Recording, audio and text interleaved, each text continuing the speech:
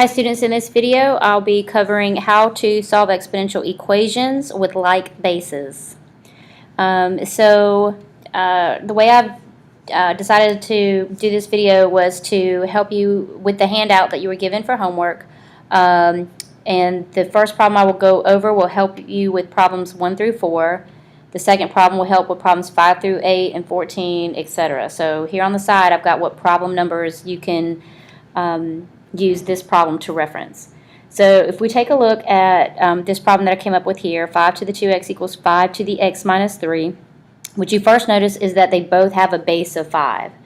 Well, if both of these have a base of 5, we can make some assumptions. So let's go over here and assume that you have 3 to the a power and 3 equal to 3 to the b power. Well, if 3 to the a is equal to 3 to the b, then we can assume that a must equal b. It is using this assumption that we'll continue to use with these problems as well. If I have 5 to the 2x equals 5 to the x minus 3, then I can assume that 2x is equal to x minus 3. So we're not going to cancel these. We're not doing anything with the 5s. We're basically just ignoring the fact that they're there because we recognize that the left and the right sides must be equal, therefore their exponents must be equal. So all you do is you set the exponents here equal to this exponent and solve. To solve this, of course, we would subtract x from both sides and get 1x equals negative 3, and that would be our answer. We could, of course, store that value for x and check it, so I would expect you to do that with any equation you solve. If you type in negative 3 and store that as x, then if we do 5 to the 2x power and hit enter, it should equal 5 to the x minus 3 power. And it does. So because these came out to equal the same, we know that our answer is correct. So for part B, it's similar to this, except what you notice now is that 7 and 49 are not the same base. However, we should recognize that we could rewrite 49 to be the same base as we have here on the left, a 7. So if we think about it, what could we raise 7 to? What power can we raise 7 to get 49? 49 is actually 7 squared. So if I replace 49 with 7 squared, I now realize that I'm multiplying exponents because I'm raising a power to a power. So I'm going to distribute my exponents on this side and simply set this equal to this. But remember, it's 2 times the quantity 2x plus 5. So I'm going to have negative x equals 4x plus 10. And again, that comes from doing 2 times 2x is 4x, and 2 times 5 is 10. At this point, we want to get our like terms on the same side. So negative 5x is equal to 10. Divide both sides by negative 5, and x equals negative 2. Next for C, this will help you with problems 9 and 10. If you notice these two bases, one is a multiple of the other, but they don't have the same base, therefore we can't just set exponents equal. So we have to think about what these numbers are actually powers, or what number this is a product of. This is actually a product of 2 to a power. And so if you think about what powers of 2 we have, we know 2 to the first is 2, 2 squared is 4, and 2 cubed is 8.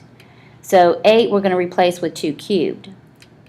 On this side, we're going to come up with the same base also, 2, but find out what power that is. And in this case, it would be 2 to the 4th power. And I'm still bringing down my exponent.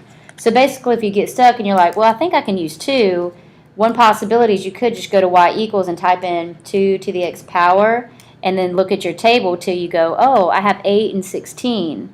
So that means 2 cubed is 8, and 2 to the 4th is 16. So if you try to think up what that base might be, then just type in that number to a power and get a calculator and use your table to help you. So at this point, I know that I have a power to a power, so I can multiply. So technically, this is 2 to the 3x minus 9 equals 2 to the 20x plus 16. I didn't do this step up here for B because I just distributed down here, but that is what it is. So since they're the same base, I can just set exponents equal and solve. If I subtract 20x from both sides, I'm going to get negative 17x. Add 9 to both sides. 7, and then divide, so x is negative 7/17. And of course, you can check that in your calculator. Next, this example will help you with problems 11, 12, 15, and 16. If you notice here, we've got 1/5 on the left and 25 on the right. Hopefully you recognize that anything over a number can be rewritten as an integer if we change the sign of our exponent. So this is actually 5 to the negative 1. And I want to rewrite 25 as 5 squared. Now I can just do as I was doing before. And then set exponents equal and solve.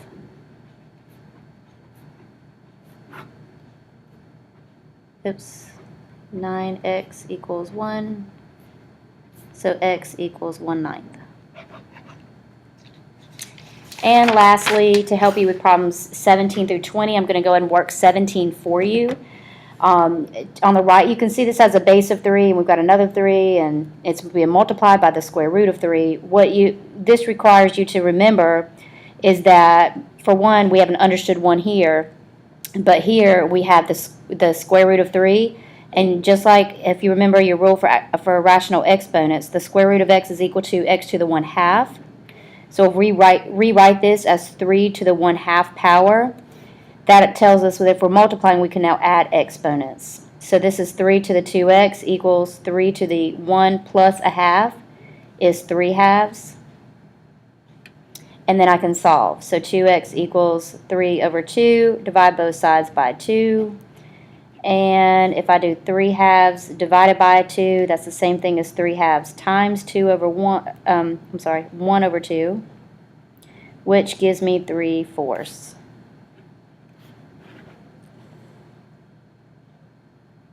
Okay, and that's it. Hopefully that will help you, and that's for the worksheet called Worksheet Solving Exponential Equations. Use that to help you, all these examples to help you.